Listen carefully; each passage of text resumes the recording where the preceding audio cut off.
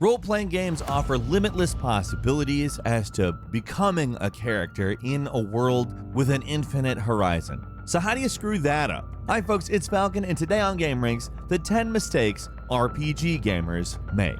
Starting off at number 10, screwing up your character build. This is one of the worst mistakes an RPG gamer can make. Some games have very in-depth character creators, and a lot of the time it's unclear how you should build it. In certain games, the mage is the best class, and others the warrior, and sometimes you make a character whose role is covered by a party member you get later, or certain party members don't cover a certain role that you need. I would say this is particularly bad in older RPGs like Baldur's Gate, but it is still a problem that pops up. Games like Pathfinder Kingmaker, where, well, let's say the character creation is beyond complex and in-depth. These games basically ask you to build your entire character sight unseen and hope that what you're doing is okay, or you just give up and look up character creation guides online. Having to do homework before you even start a game kinda sucks, but it sucks even more when you get a few hours in and realize the character you made ain't gonna work out. They just suck, and you gotta go back to the beginning, start over, and yeah. At that point, you gotta pick your poison, cheating, or a couple of hours of wasted time. We're not even popping off in every game with a character creator here. Most of the time, your starting stats don't even really make that big of an impact, but for certain games, if you don't make your character correctly from the start, it can totally ruin the game for you. And then there's people for whom the character's appearance matters more than anything else in the game, who will spend hours and hours adjusting the aesthetic, playing the game for an hour or so, realizing they don't like it, and then doing it again, sometimes never actually playing the game. The character creator can create players like this too. Moving on to number 9, using the wrong healing item in a battle or using a healing item on somebody who is already dead. So this is a mistake that everybody makes in these kinds of games, and it never feels good. It always sucks when it happens. It's not really the fault of the game usually. It mostly happens when you're not paying the closest attention and you press the wrong button in the battle. Like RPGs tend to have a lot of repetitive actions in them, so you're bound to screw up every once in a while jamming through all those menus. It's not so bad when you lose like just a weak healing item instead of a stronger one, but things can really fall apart if you're trying to revive a dead party member with a revive item and you use a healing item by mistake. In games like Final Fantasy, where that may take up an entire turn, that could mean disaster for your party, especially if that character was a healer. A lot of the time, if you screw up bringing someone back to life, it'll lead your entire party into getting wiped out because you screwed up that one input. Not quite as severe, but just as annoying are the times where you use the wrong status effect item or spell. Like, sure, if you grew up with the Final Fantasy games, the difference between echo screens and golden needles and eye drops is probably burned in your brains. But when you go into other series like Dragon Quest and suddenly you need antidotal herbs and moonwort bulbs, and do not get me started with the names that they use for things in the Shin Megami Tensei series. And it's not even because I have a lot of complaints, it's because I genuinely I've played those games for a long time and still don't know them. Every RPG has a different name for status effects and different items to heal them, and a lot of the time if you don't know the difference, you're kind of screwed. And number 8 is skipping through all the dialogue and then not knowing where to go or what to do. We've all been there, right? Sometimes in RPGs, dialogue can be, let's say, tedious. You just want to get to the action, so skip that crap. Problem is, they wanted you to go somewhere and do something, and now you don't know what it's supposed to be. It is a bigger problem in old games, but it's not just a problem in old games either. It still pops up constantly in newer games, even ones where quality of life features like quest logs, objective markers, waypoints, etc. should make this problem kind of a thing of the past. A lot of the time, it's not just the fact that you have to go somewhere, it's that they want you to do something that is unclear or confusing, and in more hardcore games, they just don't give you anything outside of dialogue when you accept a quest, and it can turn something that's already confusing into something basically totally impossible. And speaking of skipping dialogue, here's another annoying thing that we've all had to deal with, especially if you play a lot of old school games. When you speed through a long, boring conversation, but at the end where they ask, do you want me to repeat that? And you hit yes by mistake, and you have to mash through all the dialogue again. Ooh boy, I have done that a lot. Like, it just sucks. Probably the most prominent example of this I can think of is the owl at the beginning of Legend of Zelda Ocarina of Time. I do not know why, but I do that pretty much every single time. That's hardly the only example, though. For a while, it was a constant problem in RPGs and basically any game with dialogue boxes, but fortunately, it's not something you see too much anymore. At number 7 is selecting a dialogue option, thinking it's going to say one thing, but then your character says something you didn't expect.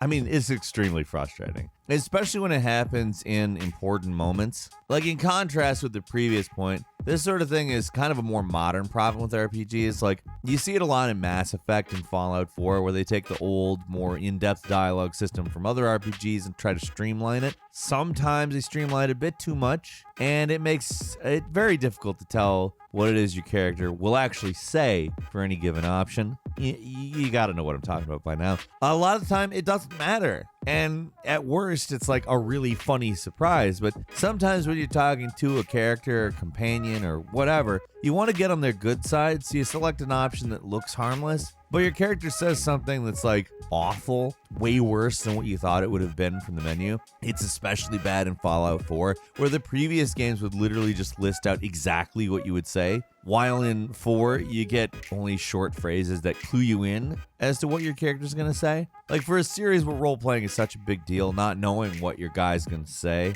can make it way more difficult than it needs to be. For people who just roll with things, it's kind of a minor issue, but for people who really want to play a character that represents them, it can be frustrating. At number 6, hoarding all your single-use items and just never using them. Oh my god, everyone does this. You start getting some really good single-use items like bombs or mass party healing, stuff like that. You just never use it. You plan to use it, but only for a really hard part where you feel like you're probably going to get stuck. Then you get to a really hard boss, and you're like, well, who knows? Maybe there's a harder boss. So you just save it. You get all the way to the final boss, and you still don't use it. Just a force of habit at this point. You go through the entire game with an item, you skip it because in your mind, that is an untouchable item. This is a problem that occurs in a lot of games with unlimited or basically unlimited inventories like Final Fantasy. But even ones with encumbrance like Skyrim, it can leave you in a total hoarder mindset with your stuff. It's like, what's the point of carrying this thing around if you never use it? Probably the most famous great item along these lines is the Final Fantasy Mega Elixir. It's an item that fully heals everyone in your party, restores all the MP. It can basically totally turn around a tough battle if used properly. But how many people actually used it? Well, in games that weren't Final Fantasy VII, games that did not have that infinite items trick, I didn't use it in any games. I did use it in Final Fantasy VII with the infinite items trick. Total transparency here. It was 1997. I was like 11 or 12. Who cares? Every RPG has stuff like this, though. Awesome scrolls that could easily take out certain bad guys in Divinity Original Sin 2, or special restoratives in games like Dark Souls. Actually, Dark Souls has got to probably be like the worst for this kind of thing. There are so many single-use items I just don't touch, based on the assumption that they would be handy later. But you're not going to give up that spot so quick for an item you'll use once maybe, so it just gets lost in the old inventory. All this awesome stuff that could be used to make the game a lot easier, just never used. And number 5, forgetting to save before a major choice. Sometimes the choice you make has got consequences that you don't quite expect, or you might have made the wrong choice and now you can't get the best ending. Like, it's one mistake that just sucks. You have to save a lot in RPGs for a lot of reasons, but there's always a point in the game where you forget, or you overwrite a save and something happens where you really want to go back and redo something, but you can't. This especially sucks when it happens before a major choice, like deciding the fate of certain characters or completing a quest that will have certain ramifications later. It's especially annoying when you don't even know that you're making a major choice. Probably the most infamous recent example is The Witcher 3. Basically, every interaction you have after finding Ciri actually decides what ending you'll get. If you don't say the right things and do the right things, you might get a bad ending. The game never straight up tells you any of this, so you might get to the end, get a bad ending, and be like, oh, that's it? Then you'll realize you could reload a save, say some different things, and get Ciri to the good ending. It's an extreme example, but this sort of thing pops up in basically any RPG where your choices can have an effect on things. Sometimes they're immediate, and sometimes it takes a long time for the consequences of your decision to play out, but having a save handy is always helpful if you need to redo something. It's just that some games don't always make that so easy. And number 4, missing out on awesome loot by rushing forward and not fully exploring an area. RPGs love loot. There's always a ton scattered around any given dungeon, and sometimes it's easy to miss it. Some games like to hide things behind obscure secrets. Sometimes they're just really dense. Hell, sometimes they're just repetitive, so you rush through them and try to get them over with. In all those examples, though, it becomes a lot more likely that something really good gets passed up on just because you're in a hurry. This actually happens to me a lot. Like when I was playing Skyrim and I wasn't paying the closest attention to my surroundings, I would completely miss an awesome weapon just waiting to get picked up because it's not in a chest and I walked by it without even noticing it. Or like, let's say I'm playing an old school RPG with random battles. I get sick of bumping into an enemy in every few steps, so I just rush towards the exit and don't bother with chests. That's actually an easy trap to fall for. Games can be long, and RPGs can be really long. So of course, we all do this from time to time, but it sucks when you find out you missed Excalibur or whatever because you didn't look around one little corner for it. And number 3, skipping a boring side quest and not realizing it's an important side quest where some really important feature is locked behind it. This is kind of a weird one because it doesn't pop up as often, but when it does, it is beyond frustrating. RPGs absolutely love their side quests, and many of them give you dozens of items at a time. For many games, they're not always that interesting though, so after a while, these kinds of quests just blend together, and in some games, certain quests become way more important than others. One recent example I can think of is the ultra small reactor in Xenoblade Chronicles. This item allows you to do gem crafting wherever you are instead of forcing you to return to the starting village to do that. It's an incredibly helpful thing, but you have to unlock it by doing this totally mundane and tedious quest that a lot of players probably totally ignored. Another recent example is Yakuza 6, where you can unlock an entire bar with tons of side quests, but only if you play baseball. I'm usually pretty thorough about side quests in Yakuza games, but I actually did miss this one the first time through the game, and it was wild when I figured out that I missed it. I'm sure there's more examples out there, like those are just the ones I came up with off the top of my head. It always sucks to find out you missed something that is helpful or important just because you skipped a side quest, even like the worst side quest.